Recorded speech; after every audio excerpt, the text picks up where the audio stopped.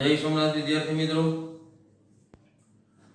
હવે પછીનું આપણે દ્રવ્યના ઉષ્મીય ગુણધર્મો ભણ્યા પછીનું આપણું નેક્સ્ટ ચેપ્ટર છે ચેપ્ટર નંબર 12 પાર્ટ 2 નું, એટલે થર્મોડાયનેમિક્સ. દ્રવ્યના ઉષ્મીય ગુણધર્મોની અંદર ઉષ્માનયન, ઉષ્મા વહન, ઉષ્મીય વિકિરણ, એની મદદથી આપણે એવું ભણ્યા કે ઉષ્માનું વહન છે કેવી રીતે થાય. આપણે ત્યાં એવું પણ જોયું કે ઉષ્માનું વહન છે એ ગરમ પદાર્થથી ઠંડા પદાર્થ તરફ થાય છે.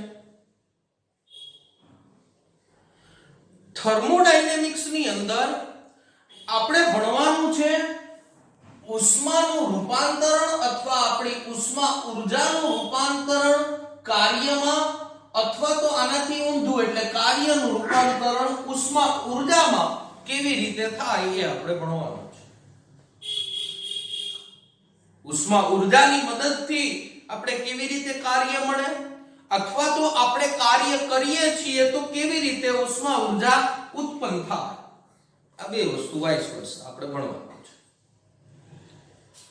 ઉદાહરણ તરીકે તમે શિયાળાની અંદર તમારી હથેળી ઘસો એટલે હથેળીની અંદર ગરમી ઉત્પન્ન થાય, તમને અનુભવી શકો કે તમારો બંને હથેળીઓ છે એ ગરમ થઈ, તો એ તમે હથેળી ઘસવાનું કાર્ય કર્યું છે એ કાર્યના ભોગે શું ઉત્પન્ન થઈ? ઉષ્મા ઊર્જા ઉત્પન્ન થઈ એવું કહી શકાય.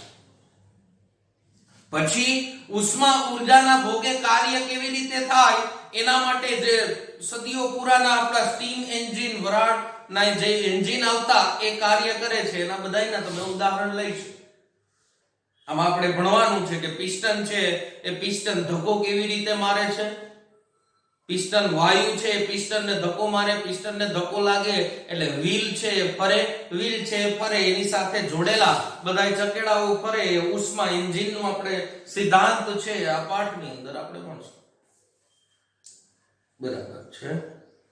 પછી થર્મોડાયનેમિક્સ ની અંદર એક બેઝિક માહિતીમાં તમને પ્રસ્તાવનાની અંદર ફ્રેન્કલિનનો એક પ્રયોગ આપ્યો. 1798 માં બેન્જામિન ફ્રેન્કલિન નામનો વૈજ્ઞાનિક છે એક પ્રયોગ કર્યો. પ્રયોગમાં એક તોપ બનાવતો હતો. શું બનાવતો હતો? તોપ. બરાબર.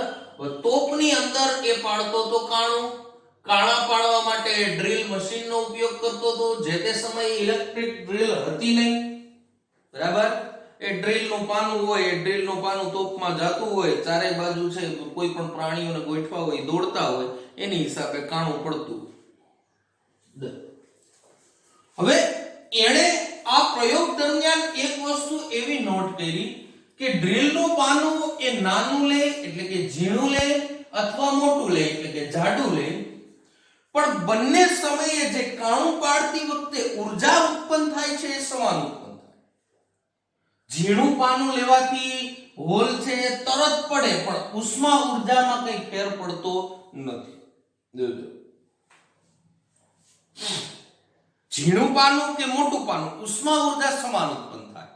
એની અંદર ઉષ્મા ઊર્જા એટલે બીજા અર્થમાં તમે પછી પાનું અડો તો ગરમ થઈ ગયું હોય. કોઈ પણ વસ્તુ તમે હોલ પાડી પછી પાનું અડો તો એ ગરમ થઈ ગયું હોય. કાર્યના ભોગે શું ઉત્પન્ન થયું કહેવાય? ઉષ્મા ઊર્જા ઉત્પન્ન થઈ કહેવાય. બરાબર. તો ફ્રેન્કલિન એવું એને નક્કી કર્યું કે પાનું નાનું લો કે મોટું લો, ઉષ્મા ઊર્જામાં કોઈ ફેરફાર થતો નથી. ઉષ્મા ઊર્જા એટલે કે પાના બંને સમાન ગરમ થાય છે. આવું ફ્રેન્કલિન નિષ્કર્ષ ઉપર આવ્યું. ઇટ મીન્સ કે આપણે થર્મોડાયનેમિક્સ ની અંદર એની અંદર આપણે સ્થૂળ રાશિઓનો અભ્યાસ કરવાનો છે, સૂક્ષ્મ રાશિઓનો અભ્યાસ કરવાનો નથી. આ સ્થૂળ હું ને સૂક્ષ્મ હું એ તમને કહું.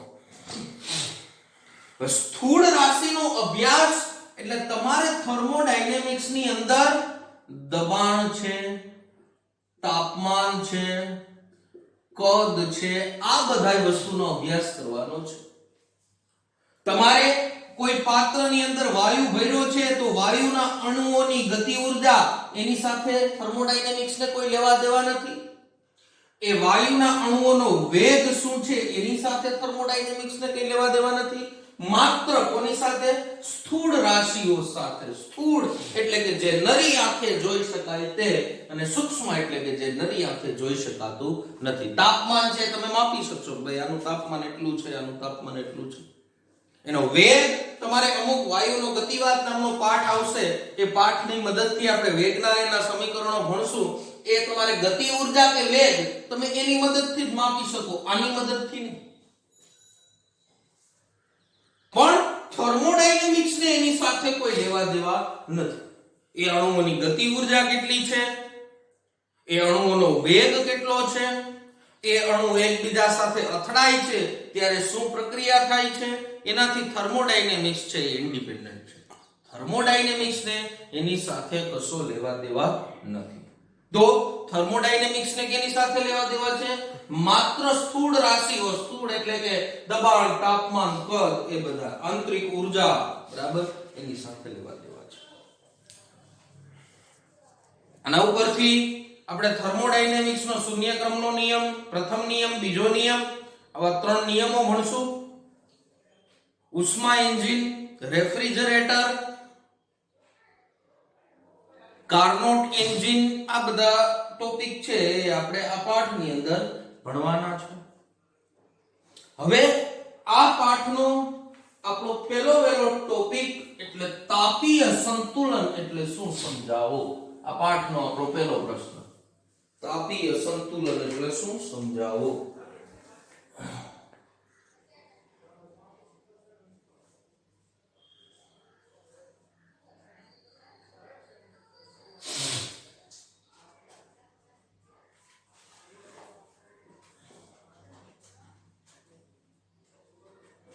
તાપીય સંતુલન આપણે સમજાવવાનું છે, બરાબર છે. પહેલા તો હું આ શબ્દનો તમને અર્થ કહું. સંતુલન શબ્દનો અર્થ મિકેનિક્સ ની અંદર તમે ભણો એટલે કે ફિઝિક્સ ની આ શાખા યંત્રશાસ્ત્ર, તો યંત્રશાસ્ત્રની અંદર સંતુલન શબ્દનો અર્થ એ થાય કે જે તે પદાર્થ ઉપર લાગતું બળ અથવા એ પદાર્થ ઉપર લાગતા ટોર્કનું મૂલ્ય છે એ શૂન્ય, તો એને શું કહેવાય? સંતુલનમાં છે એમ કહેવાય. એમાં યંત્રશાસ્ત્રની અંદર થર્મોડાયનેમિક્સ એ ફિઝિક્સની એક અલગ શાખા છે, બરાબર. પણ જે યંત્રશાસ્ત્ર છે, મિકેનિક્સ છે, આ મિકેનિક્સની અંદર સંતુલન શબ્દનો અર્થ એટલે કોઈ પદાર્થ પર લાગતું બળ અથવા એ પદાર્થ પર લાગતા ટોર્કનું મૂલ્ય કેટલું? શૂન્ય. હવે થર્મોડાયનેમિક્સની અંદર તાપીય સંતુલન એટલે કે એ પદાર્થનું આમાં બહુ કંઈ છે નહીં આ ટોપિકમાં. થર્મોડાયનેમિક્સની અંદર તાપીય સંતુલન એટલે એ પદાર્થનું તાપમાન, કોઈ એક સમયે દબાણ અને કદ આ બંને સમાન હોય એ તંત્રને તાપીય સંતુલનમાં છે એવું કહેવાય. ઉદાહરણ તરીકે હું કોઈ બે તંત્ર લઉં, જોજો.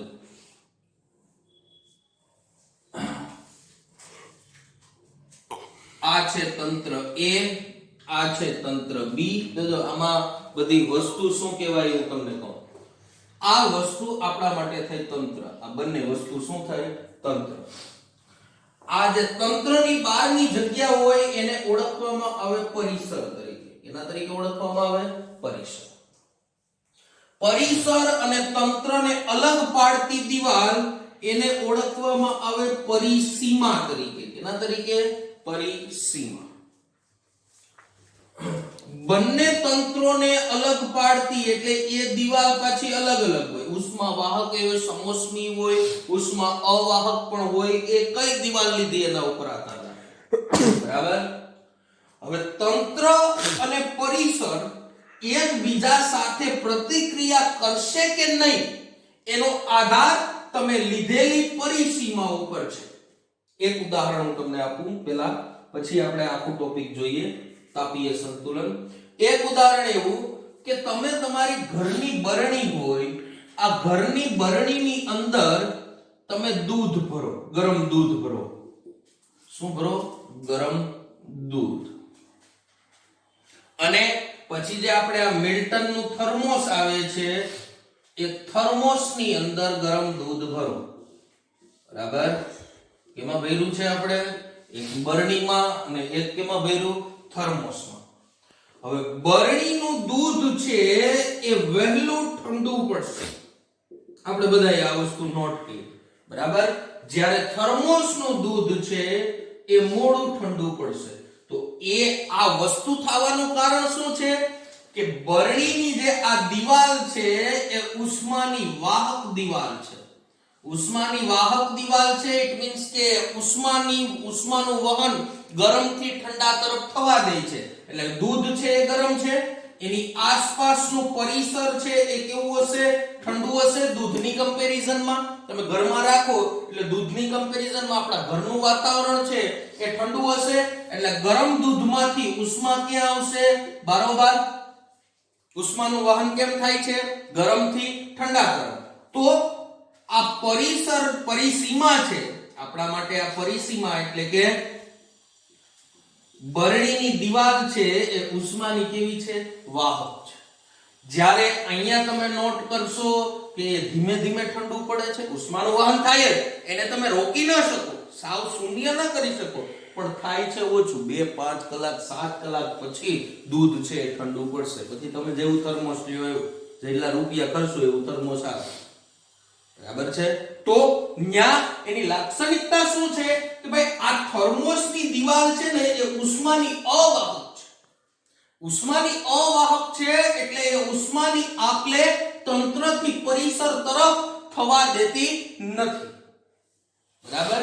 એટલે ગરમ દૂધ છે એમાં ગરમ રહે. તો એવી રીતે આપણી પાસે અહીંયા એક તંત્ર છે. હવે તંત્ર આ જે પરિસીમા છે એ આપણા માટે ઉષ્મા અવાહક છે. કેવી છે? ઉષ્મા અવાહક.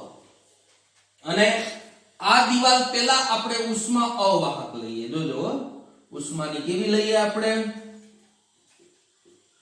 અવાહક.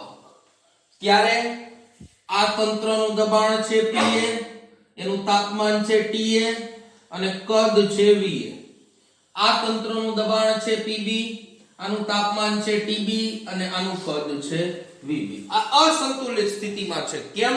કે આનું તાપમાન, આનું દબાણ અને આનું કદ આ બેના અલગ અલગ હશે. આ અસંતુલિત સ્થિતિમાં છે. હવે તમે જેવી અહીંયા ઉષ્મા વાહક દિવાલ રાખશો, એ ઉષ્મા વાહક દિવાલ રાખવાના કારણે ઉષ્માનું વહન બંનેની અંદર થશે. બરાબર? ક્યાં સુધી થશે? જ્યાં સુધી એના દબાણ, કદ અને તાપમાન સમાન નહીં થાય ત્યાં સુધી ઉષ્માનું વહન થશે. દબાણ, તાપમાન સમાન થઈ જાય એટલે કે Pa = Pb થઈ જાય, Ta શું થઈ જશે? Tb અને Va = Vb થઈ જશે. ત્યારે આ તંત્ર છે એ તાપીય સંતુલનમાં છે એવું કહી શકાશે. એમાં છે તાપીય સંતુલનમાં છે એવું કહી શકાશે. બરાબર?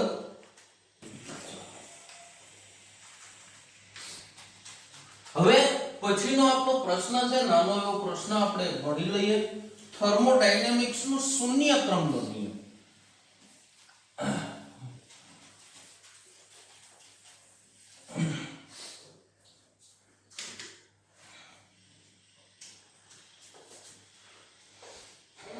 પહેલો પ્રશ્ન એટલે થર્મોડાયનેમિક્સ નો શૂન્ય ક્રમનો નિયમ સમજાવો.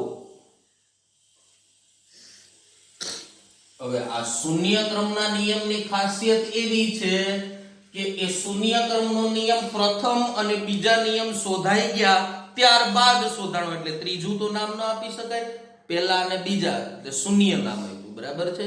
શૂન્ય ક્રમનો નિયમ. શૂન્ય ક્રમના નિયમમાં કંઈ નથી. દાખલા તરીકે આપણી પાસે કોઈ 3 તંત્રો છે. જોજો, આપણી પાસે કુલ કેટલા તંત્રો છે? 3. અહીંયા છે Ta,